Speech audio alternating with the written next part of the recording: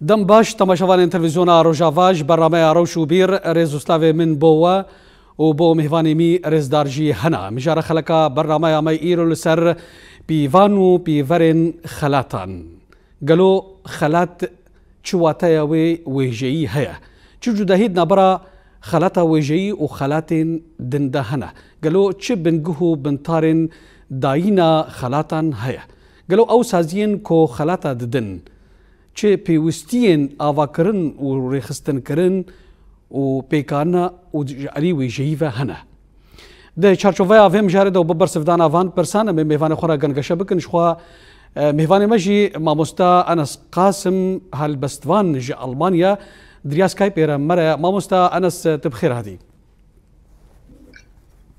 سرچاوی من ماموستا گلال سپاس جته و آماده کارین پروگرامی روش و بیر یک بیک هیویدارم امکاربن تشتکی سر بیم جاری پیشکش بکن گلک سپاس شواره سپاس بو تجوها مجي ماموستا جدية متيني هالبستوان ماموستا تجي بخير هاتي بقلك سپاس كده تكلم كو تجباجاري حسكي تخوفستان تو تبي خلكي تتبشر سر جافي ما اس قربان وجانغورية وتفدا بهم وشكن كاربند وشكسي قد الرحية الكردية نافاويد اس قربانايو قالك سباس بوته ماموستا انس قاسم امي جدسبيك اذا ويش باتبي ماموستا انس انا بيجن جبركم جارة مال سر خلاتي ام دخوازن وسها باوريات دا خلات داليه وجيده ام دكارن شوات هي بدني ده ماموستا خلات وقت بيناسين خلات تشتكي مادي يانجي بعربي بيجن معنوي تداين كسكي اگر برهمكي يان پرتوككي يان هلبستكي يان چيروككي يان رنگكي جرنگي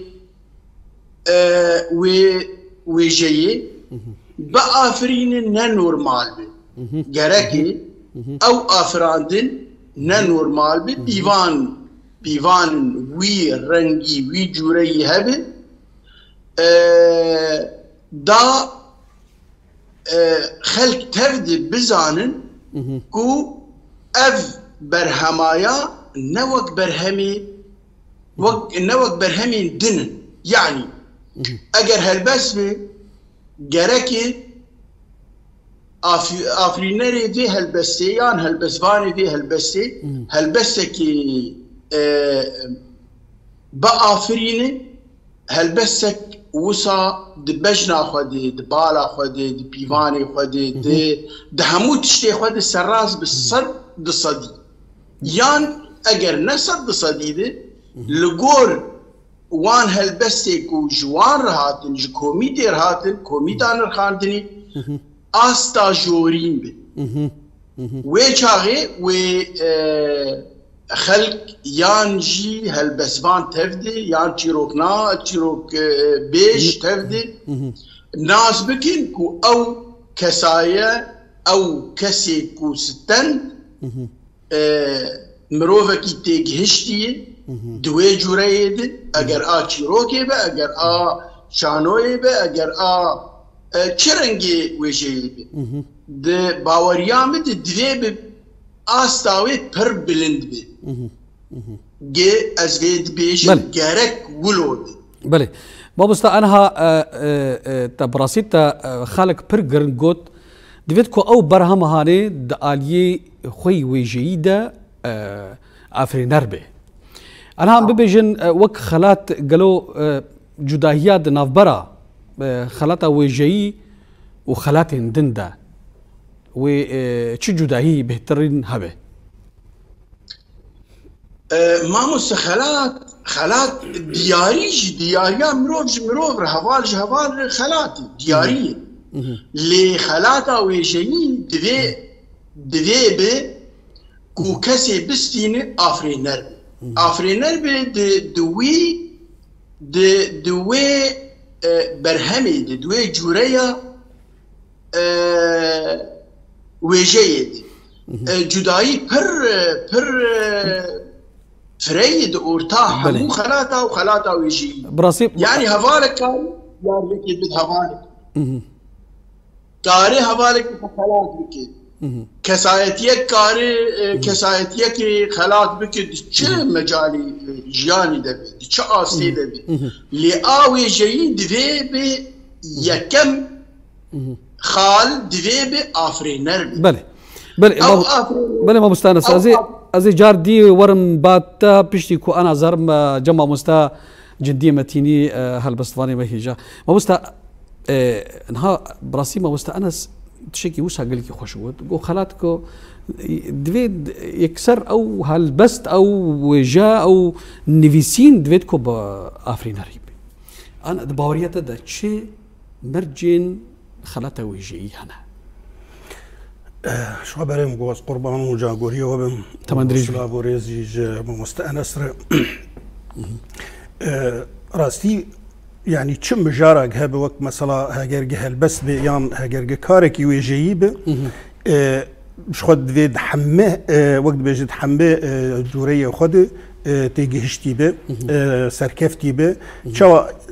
دوي مجارك هبه او مجارايا وقت مثلا قد في پیش گوتن هبه جره ناواروک هبه وقت بید پاشداوی جره هبه یک آد دوا دریزار زار و ریزارا کردی دجی گرک استق بلنده به يعني انا قبل كي يك بي بنفيسي ليش قولاغو قرار وليكرج هفدون اصناك بالا خدي مثلا غرغوهيز ونا غرغوهيز هفدون اصناك ويشاوا قارب مثلا في حتى جو مجاري يخرط بجي حتى مجاري يخرط بجي غاوا جو غندقارب دريزارا كرديد مثلا تشتكي باش بك يعني راس بنفيسيني شخو ناجي وي استا نو بخلات بداين أفيك آددوا أو بجارايا راستيجي دويجوج هشمندياوي به جزانستياوي به بزانبون دماغو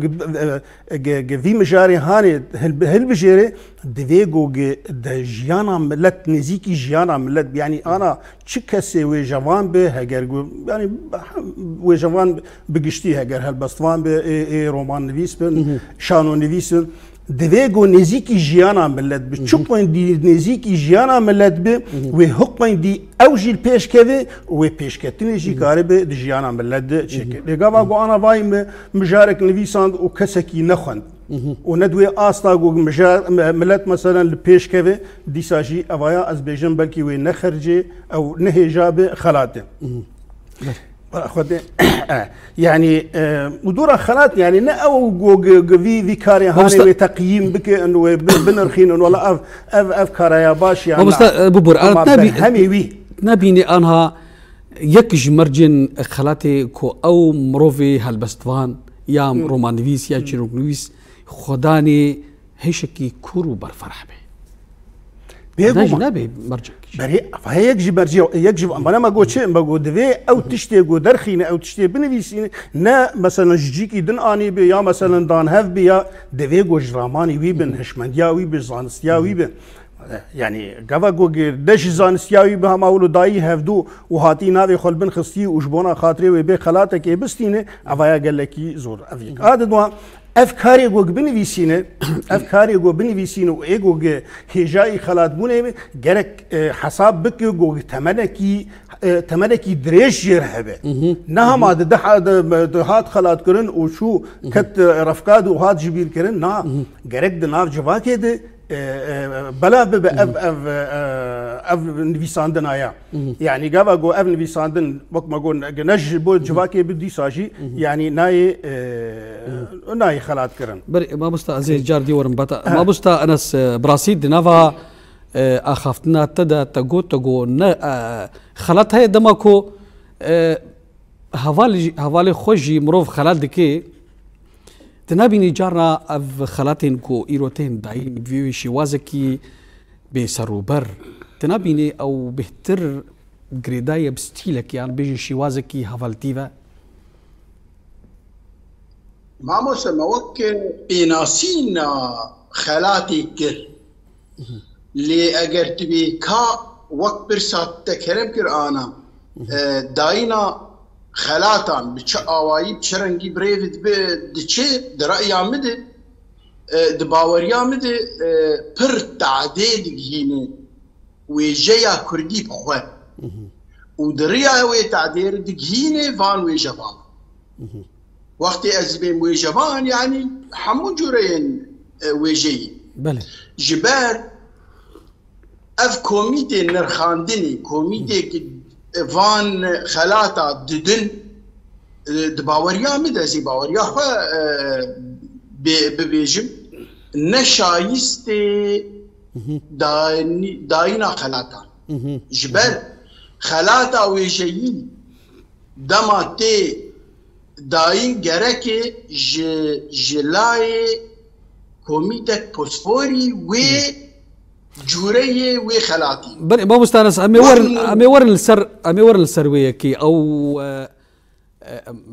مرجن افاكرنا كوميتا لي دما كومروف دبيجي دبي خلات القلق جاراتي قوتن دبيجي مروفي قو خلاتي دستينيا او كسايتك بهترين ميلداري هافاري خونا ايكو خلاتي دي بافت شي هاني ان هذا ناف مدى دفي جواكا مدى هنكي وصا بويا تشتكي برز وهركس بيد اخوي قالوا مروف دكاري وصا تشاوا بنرخيني في شوازي داينا خلاتان جبلي امبيجن زياني دكيني وجاي جبلي امبيجن زياني دكيني وجاي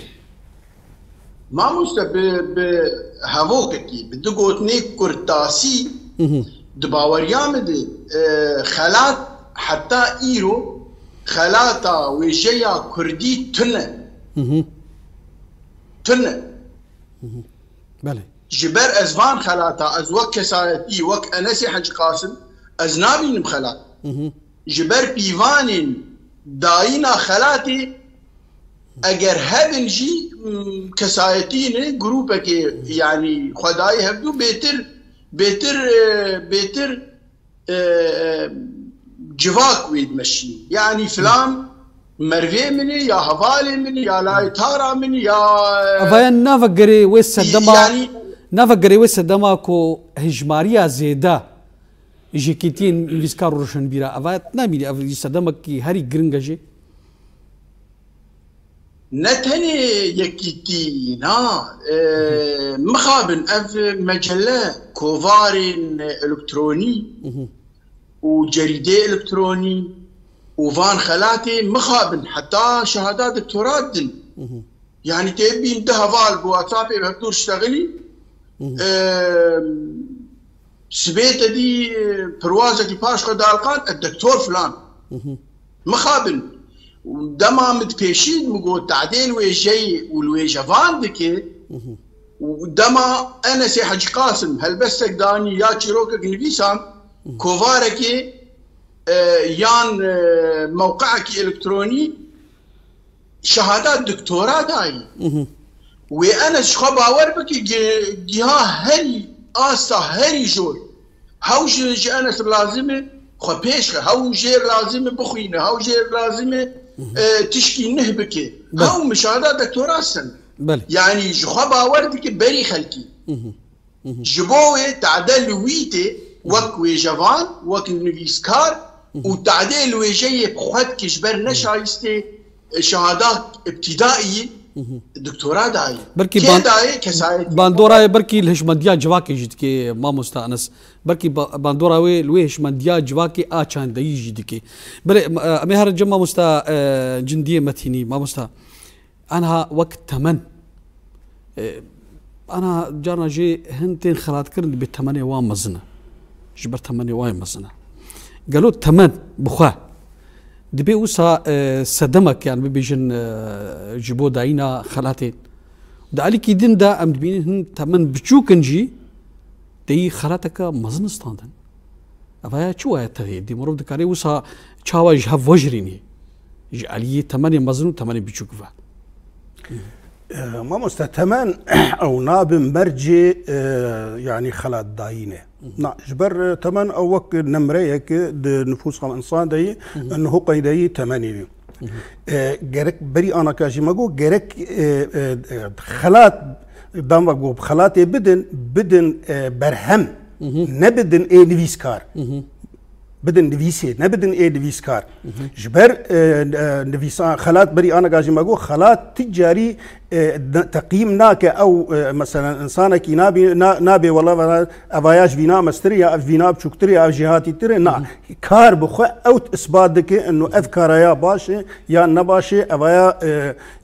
وقت دولمندة ندولمندة أبايا جبر شما وجاء شيء وجاء جوانكارية إبداع هذا إبداع نملكه كسكي يعني إنسانك بثمانية خو بتشوفك أنا كافاي تجانا جي مثلا دريا فان فيسبوك أرجي مثلا أو جوات هذا أم دبين هالبستوانك تليد نرى نفيساندن نادر نفيسينه و يعني إيه ثمانية بدفيساندن دجي ج ثمانية دي إنساني بيترن تليد نرى خشتر وشيترته أذيك عادد يعني بلكي سن التقاعد يش حمك كاريرها أما جوي جاي ارتنا يعني ما خدي يعني أبدا تنكاري تمن بك بيفانا داينا خلايا بس تشتكي ده هي تكار بس فرقيتها ده بيش بركيده مثلا بيش بركة جافا جو شيء يعني نقل كيولو درست جافا جو مثلا إيه تمن بتشوك وإيه تمن مزن بهفرتي كمان بيش بركة كده حاليا جافا جو لحالي خا جوار بيش بركة شيء ده أبا ممكنة أبا يعني أبدا تمن قد نابي بيفان هاري جرينكو بيوست أو وجه برهم داينا برهم جافا يعني شو عندي برهم خرطبة شو عندي برهم خرطبة جرك خلات جوي برهم يرن وقال لك جي هنا برهمي وان برجي بس هنا كلامرجي وان هبونجي مثلا نجياوي أصلا خلات أنا تنمري دماكو أبي بجنيكي تمن بشوك وآلية زماني كرديد وشاندايا كرديد قالوا هنا بتمن خوي نفيساندنا زمان وكارو خباطة ويج وجيرة الجور تمني وي كسايتين بتشوك بهترينجي كو خدمت كريه قالك أبنا جيد برش عفارني داين يعني أمي بيجيكي تشل بينجي صال دبر زماني كردي دا كريا دا قوناغا قد أخكرني دا فيري زماني كردي بويا وهالبس نفسادية وقالك كت زندانا ندجي قالك أبا جيد برش عفارني داين تمام ما أبايا وقت تشتكي ودما قاوا جو خلات بي داين تشتكي يعني أنا كسكي قاوا جو تمن خو بتشوتش جبه وقاوا جو بيجي أستكي قلكي هشمن وبرهمكي برد دولمند قاوا جو بآفرينه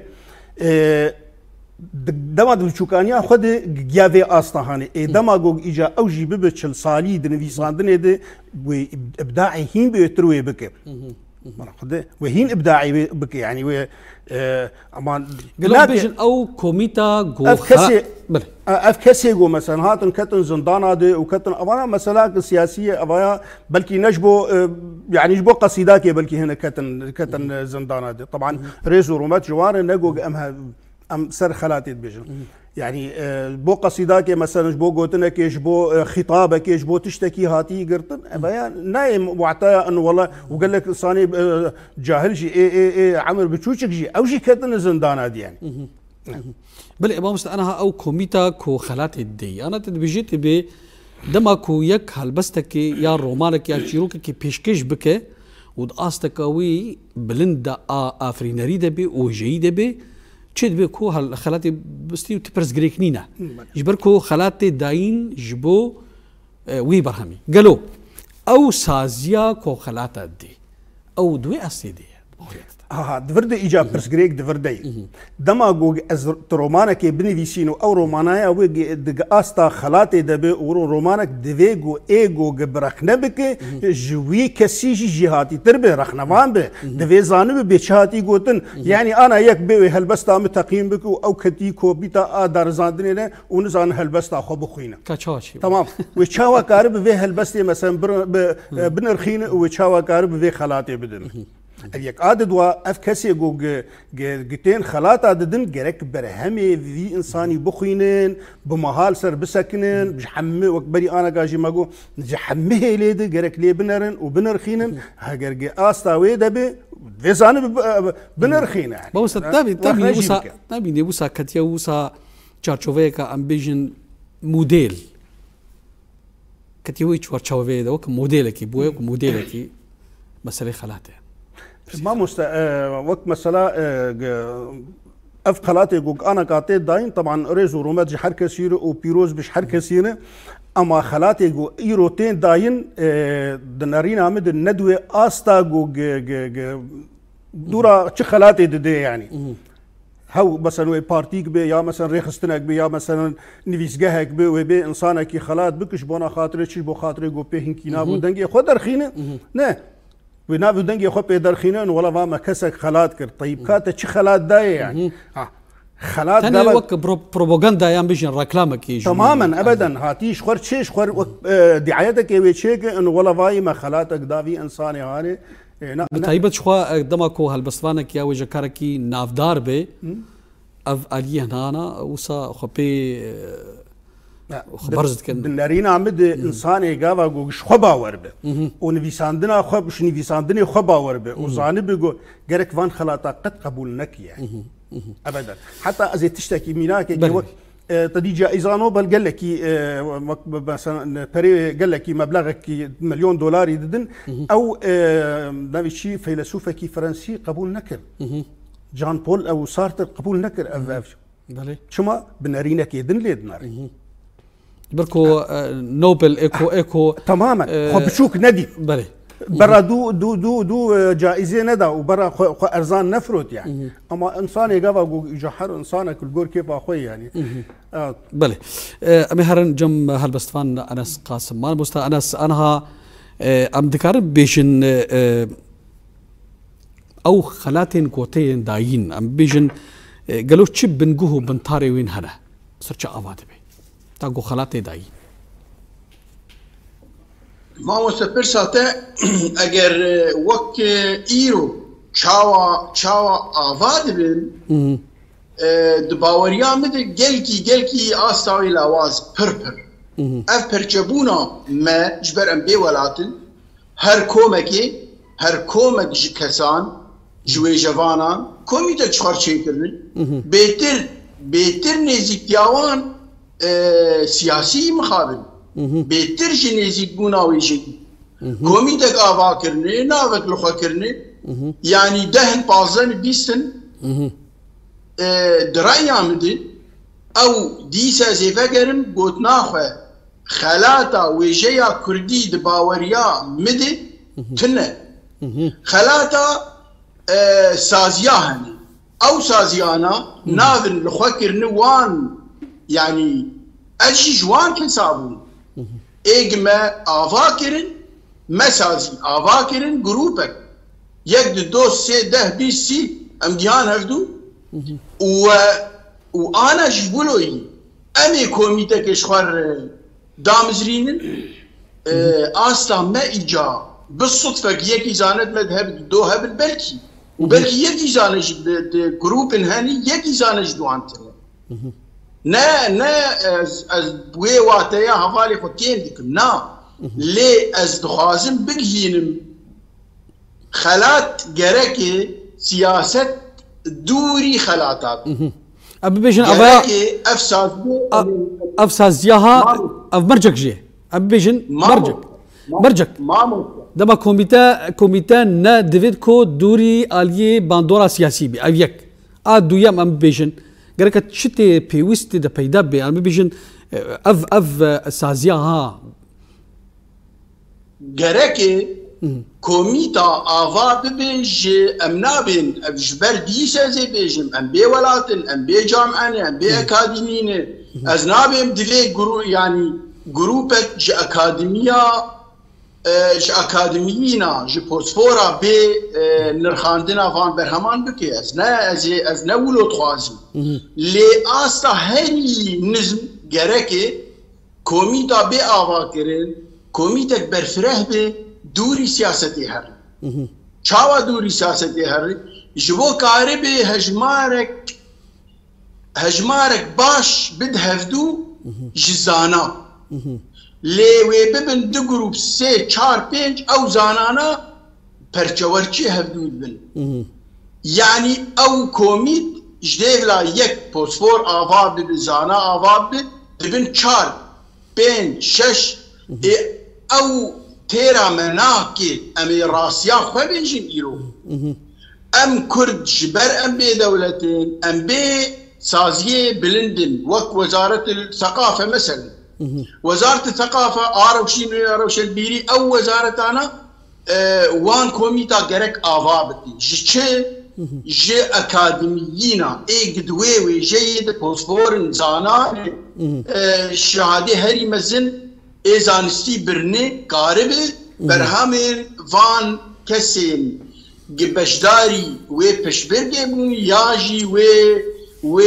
مهرجانی بون قاربن بنرخینن با آوائه کی زانستی با آوائه کی علمی با آوائه کی اکادمی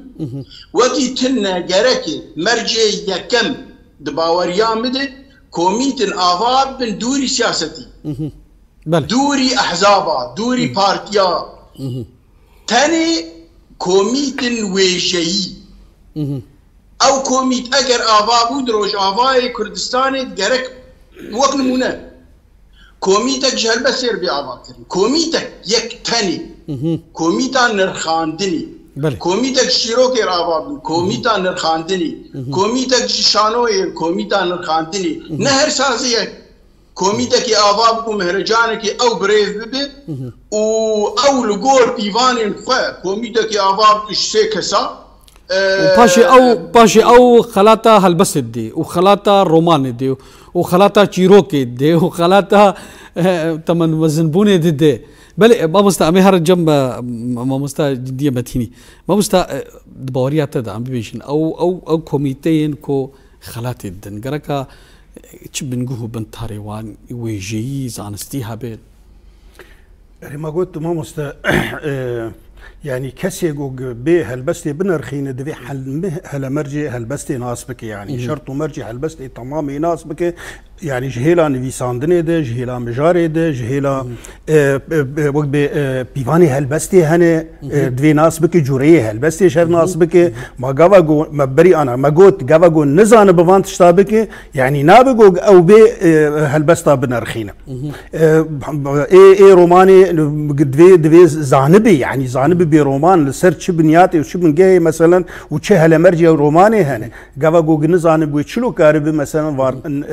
انا افتشي هاني الجماعه دما قلتنا به يعني نارين عمد جي اف خلاتي جو انا تيد داين دي ساجي ما قلت بيروش بس حركه كثير ولكن لي او خلاطيا ثاني بس وقت بشكلك هم اقولوا بس صورتك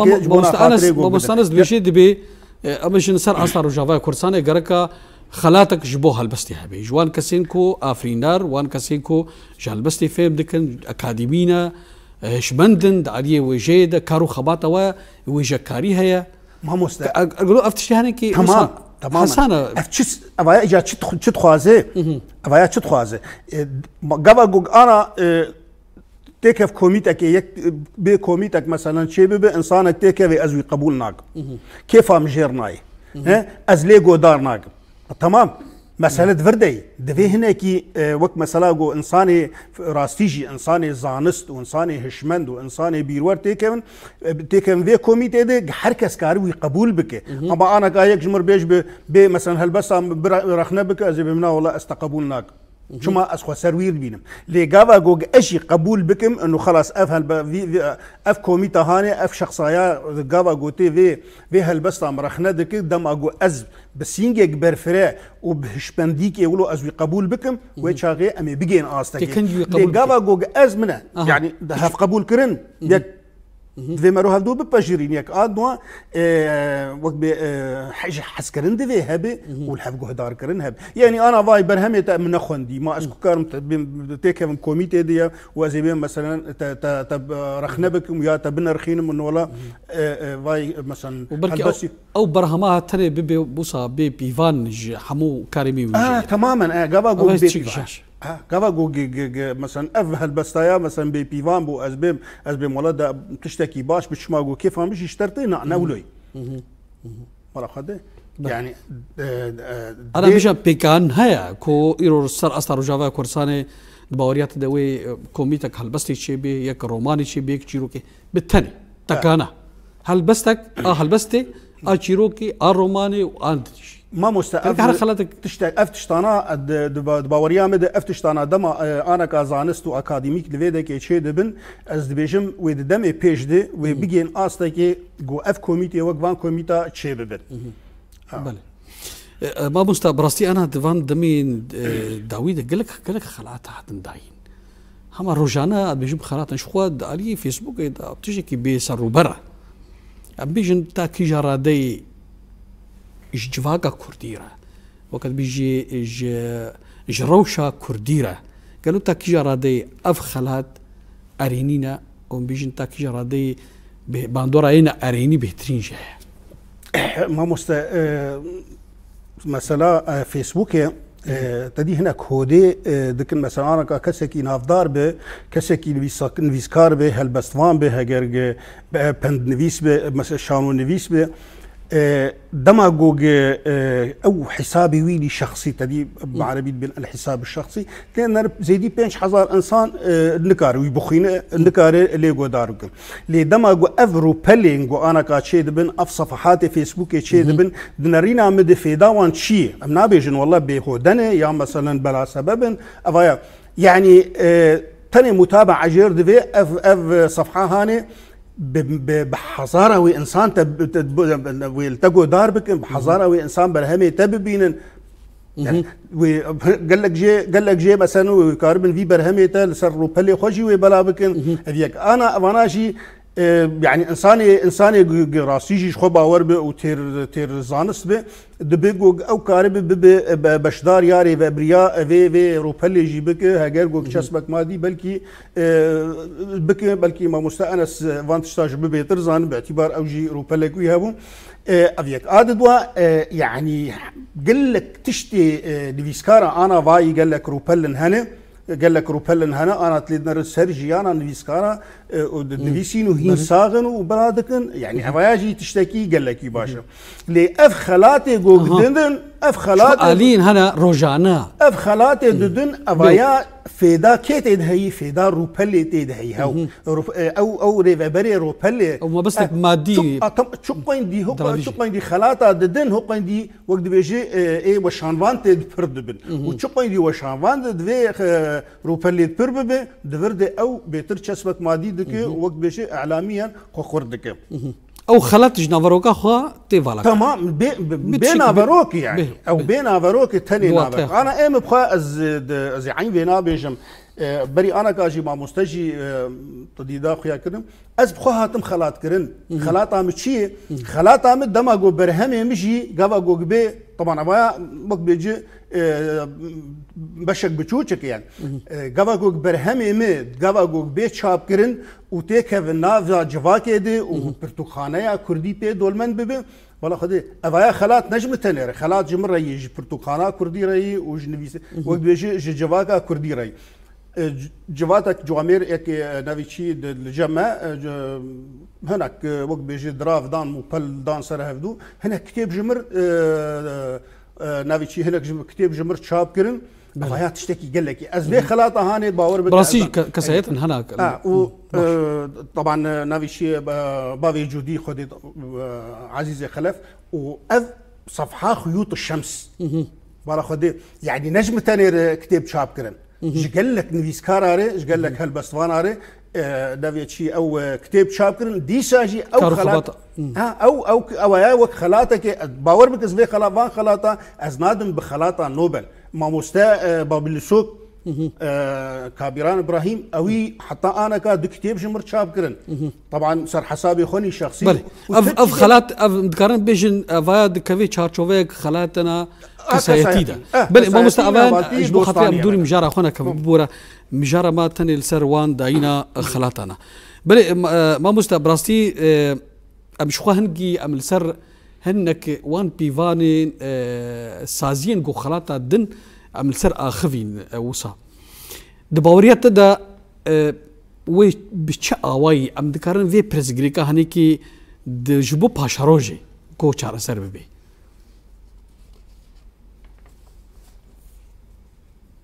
ما مستعرس تمري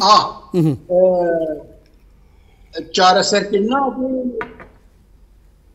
في بس جريكي دباوريا من حتى أزنابهم حتى كردستان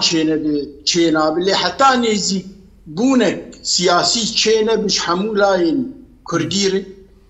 وأو كوميت نين أفاكر جبارية يعني هر آلية نابجلين قبول ناكي تيوي واتي و أميد في وضعي دبن حتى نيزي بونك سياسي جبر توأمن مثلا ويجي وسياسته بهذا جريداي ويجوان جريدانا نابيني اف جريدانا هاني كي وسات شقلك شاشه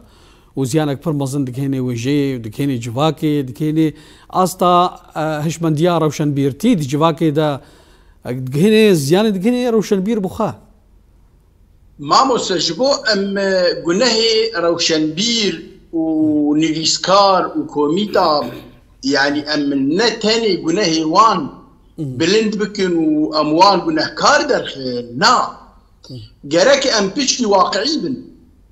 كسايت وجوان مروفك او مروفايا و يعني بفكري خو براماني خو بلايك سياسي رب اكيد قلنا بارتيزان بي وبيرا بي بهستي خو دماغ اف كوميت آباد بن شلايكي آباد بن جعاليكي سياسي آباد بن آلية دنوي قبول ناكي كين قامي بكيلوي آستا كوميتك بوسفور كوميتك آماده زانا قارب بنرخينه وشخوا ببور ما بستانا شخوا ببورا انا شخوا اللاين السياسي شخوا اللوازن بتايبت او تشيكرنا كوميتي جي ولا واسبي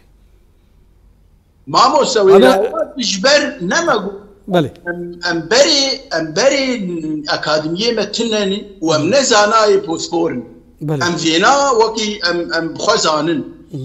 او لاوازبونا مجي جا برجي زانا دمت بركيم دبن دكومي تادي ما بس باشا ما مستعمل باشا انا ام بيجن افرو شولويا ليه ما انا ام دزان قد ديروكا جهان دا وديروكا تفجران گلاندا جبو رزگار کرنے جبو پیشکتنے روشن بیر او بون ایکو سرکیشی و پیشنگیا خباتا گلے خود کر بوچه جمع نولوی ام راسيا بوچه جمع نولوی لجمع ام ما مستب عربي مسألوك هي دبي نمسألوك دبي ما هو كائن تشتي هي وما يجب ان يكون تشتي جرك ببي تشتي هي ام جريداين بسياستي بي مخابل مجيما جريداي بسياستي كسايتي اما جريداي بسياستي كوميتي جريداي بسياستي فوانو يعني واقعي ما اذن حتى لاين سياسي نبنيك نبنيك تجعل لنزيكياتي لهفتون نينن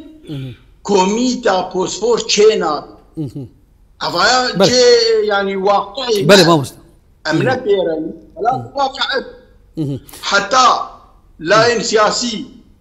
تشتنا الهف بكن برو هف دبين بلكي ويشاغي كوميتك بسرح شي ببي كوميتك جزانا شي ببي كوميتك فوسفور شي ببي كوميتك كاربي كار بنرخينه نرخاندنك اكاديمي نرخاندنك زانستي نرخاندنك ما في وين نرخاندني بدي لا ايرو نا ايرو تنه وايرو املا مش تنه براسي املا تنه ايرو كوميتك فوسفور شي ببي بلي ما بستان جبر ولاي شكل عيدن نبي باورن وتجاري في نباورن بلي جبوي او كوميت وهيزاوي جوك بي بلي ما مستعمل ويزاناي بلي بلي ابي هرجم ما مستا جنديمتي ما مستا براستي ما نقوله جانا بكردي ما نقوله ما وساوي روش وساب مني معناها مروفي روش البير مروفي نفسجار مروفي قدي هشمند او ايج فاكد جوهرين او ايكو جوهرين تخنا هشبنديا سياسي ده ما نقوله ما عليك ده آلية سياسي أنا عزيز ما مولو بابا استبري جوج اف ريخستني سياسي شبن چاند وجايا كردي هي هاگر گوتو به دیرو که به بن عرضه بن زمینه ده حقوق ده چاند و ناسنامه ما دوی دهوی چاقی اف پارتی سیاسی تنبون بالا خدیم کسی گوگه ولاتا آواد که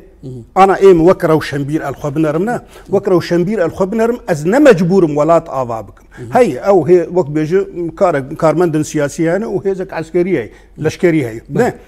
بس إيه از مجبورم كز ولا ملت آوابكم جملتي خاصة جبر أنا تمشي از بيجم يعني إنسان سياسة مدار لسر كرسي كجدار كارب حزارة بندار بك لإنسان روشنبير لسر كرسي جدار كارب مليون أج بندار درخينا جناه روشنبير أي بنا برا 100 بارتي دولاتي مذهبن از قبول از دباجرين لزيدي يك نفيسي از قبولناك يك بينوسي دوير بدويسين بالا خدي دماغوغ اس بيم مش بارتيا خوي كافاغو بارتيا لغورجش مبيخوس بخواز اجير بنفيسينم شخو امناجين تو استي يرو شر قلمي دناف مدهي حرب القلميه هي بلكي ما افايا جاركي ملسر فيسبوك يجي يعني وك رجاكي ماكر انه شر بينوسي بسكنين كينه ها دما كيد ما تقول بلكي سياسه مدار او قبنا خوازن جو كهديا ملت بكن يك ببيك مدا بالا خدمه انه نفيسكاري مبخوا او بفي حربه قلميت لدنا او هيفيا ملت ماكن يك جبر ايرو روش بيتي خواستن افاكرنا ملت جمتي خواستن بالا خد هجر از ملت افانكم تصد ولاتي افابك او اولاتها وخرابه ايجو ولاتا افادكم ملت وايج ملت افادك روشنبير ابدا سياسه مدار قد قبولنا يعني باورنك فاد حمي ولات الدنيا قال لك سياسه مدارن قال لك بارتيزان هن ونبهرن وتلنا الشر يهبدو تكون خاصه تايبه دماغ وقت انتخابات وهالبجارد تشيدبت لنا حرب دعاء دور طاوان تشيدبت تمام ما بس ديفيسكاري وان قال له اوجي وقامك نا تلنا رجفا كوان افاكريه شما إيرو روج جواكامي بحوجته هشمند أنا كا بحوجته هشمند ياب جافاجو أز هش وقت دلي ملت بم وجافاجو أز بخجل طال مكتبه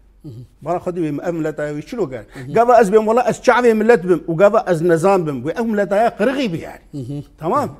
قتنا يقبول كرين إيه جو آفادك ولا تآفادك وإيه كهذيا ملت آفا دقيقة هفدو وإيه جو جاية كردي لبيشخي مطلق أبدا نسياسة مدار بر إيه سياسة مدار نغماوي يعني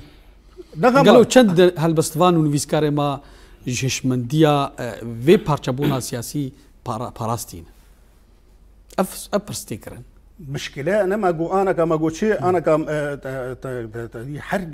إنسانك مثلا منها يعني برا أبقشلو قولا جو أم